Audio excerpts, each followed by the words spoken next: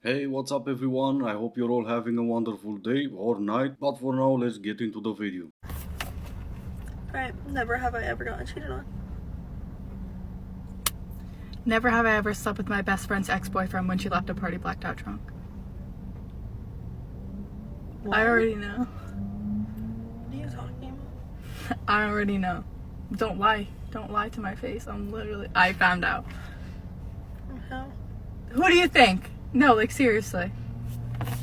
Confronting my best friend about sleeping with my ex like that. I'm guessing he is now your ex because he cheated on you with your best friend. Why is she your friend? Why do you still call her your best friend? It took you this long to confront her and like that? You're obviously not in the wrong here, but it's not a good look either.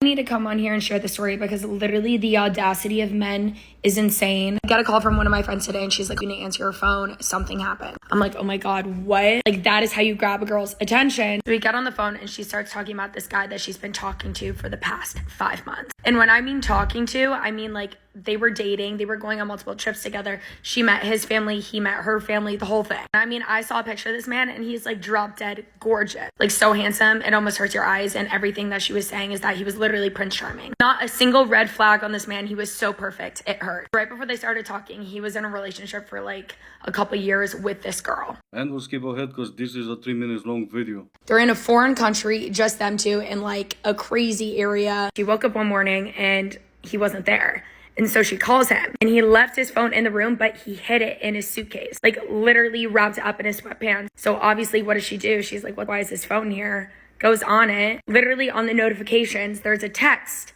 from his ex-girlfriend. She's like, what the hell? And she knew to look through his deleted messages and she recovered 1,000 messages because apparently he was still in a relationship with his ex. I know TikTok is pushing this type of messages where you're bashing men. That's why you started your video with the audacity of men to catch that algorithm. And I have no problem about you making up stories about men so you'll have your videos pushed by TikTok. But can you at least make the stories believable? He left the room, went somewhere, wherever, and instead of taking his phone with him, he left it wrapped in some pants in his suitcase. Come on now. Now that I look at that, it does sound pretty cheesy. Well, yeah, I'm pretty easy with plans. Like, I don't like going on forced things, you know what I mean? Like, taking a girl to, like, out for dinner feels forced. Like, do you know what I mean? I just like hanging out and chilling. I'm pretty easy. But, honestly, how about you pick an idea and I'll just roll with that. Yeah, he's not gonna be there. He asked you to come over for the first date. You found yourself an F-boy. Nothing weird about that. What's weird is you knew that voice message by heart. How many times did you listen to it? So if there's one trend that I just really enjoy seeing, it's recently divorced middle-aged men who are bitter and angry at the world. They thought that by getting divorced and being free and single, that they would get all the women in the world, and they thought that their marriages, their bitter, ugly wives, and their wedding rings were the only things stopping them from getting all this free play and getting all these young, hot, beautiful women. They just thought that by getting divorced, they would open the floodgates of getting all the attractive women that they pine after on Instagram and in magazines and on television and in movies. And it just shows that they always overestimate their hotness. They always overestimate their options. They don't exist. There is no trend like that because even if those men existed, they would not tell on themselves on TikTok. And in all honesty, the average man can't even afford to get divorced. Who you were talking about was in fact women. It's not men who divorce because they think they have options, it's women. And not even that, but you really need to make up your own mind. 1 minute is all men cheat and then there's this. Men divorce their ugly wives because they think they have options. Well, at least they didn't cheat it, right? But still, make up your mind already. Oh, and by the way, nice one. Calling all wives ugly, that is gonna bring you some love and appreciation.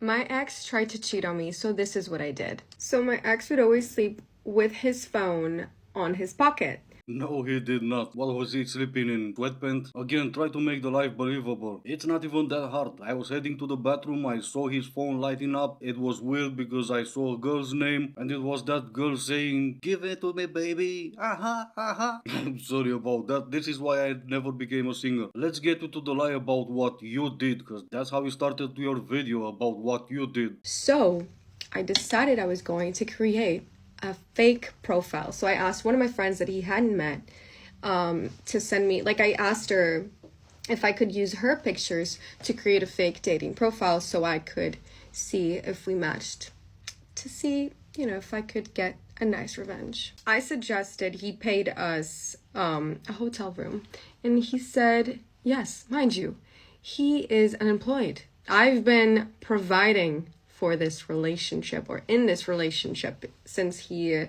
been unemployed. So he's been draining my savings account for about a year. Now he accepts to pay for a random girl's hotel room.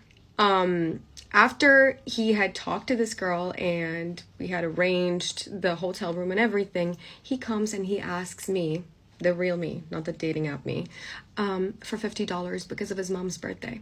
Again, please make your life believable. The two of you have been living together for 1 year, so that means the two of you have been together for more than a year. He asked for $50 because that's gonna be enough for a hotel room for his mom's birthday. Because you're that type of girlfriend who doesn't know his mom's birthday. Princess, you just made Reddit stories look so much better. Men really have no idea what it takes to get ready for a date. I just oiled my toes. Cuticle oil on the toenails, the girls will get it, but what man is oiling his toes for me? Maybe some would, but the real question here is, would you want those men who would? And if you're gonna lie and say yes, sure, I mean, why not? But for how long? One thing you have to understand about men is that they will not pursue you if they feel like they are not worthy of you. They will self-sabotage because they feel like what you bring to the table, like they cannot match up to that. If they feel like you're too smart, too ambitious, too anything, and they can't match up, they will self-sabotage. So before you think that you're the problem, what did I do wrong? No. It's almost like, what did you do right?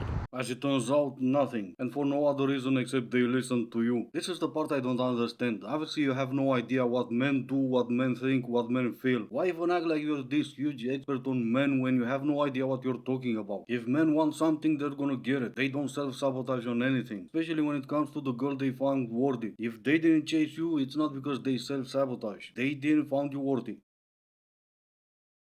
I know English and European people lost their minds when they found out about like American sweet tea or iced tea or whatever. But did anybody tell them about sun tea? Arguably the most American way to make sweet iced tea. Did anybody tell them about? I think it would ruin their day if they heard about that. Yes, I'm pretty sure you think that. It doesn't mean it's true, because I'm pretty sure my day is gonna be great, what left of it anyway. But yeah, I'm pretty sure you think that. If you're a woman in her 30s and you're panicking because you're single, you haven't got children, you're starting to think, oh my god, my time is running out, what have I done? Please give this a watch. The point of my video is to say that women, not long ago, I'm not talking centuries ago, I'm talking decades ago, didn't really have much of a choice of what to do with their lives apart from finding a husband and getting married. Decades ago. It was only in the 1970s that women in the UK were allowed to open their own bank accounts. I'm sure you all got a point by now. She doesn't want to have kids because decades ago, patriarchy. Keep in mind at the same time that she's talking to women who want to have kids, want to be married, but again, patriarchy and something else. I would be more curious to know, why is it so important for you that other women live the way you live? Specifically, those women who don't want to live the way you live. Anyway, how's this for patriarchy? The first woman self-made millionaire was Madam C.J. Walker. Born in 1867, lived until 1919.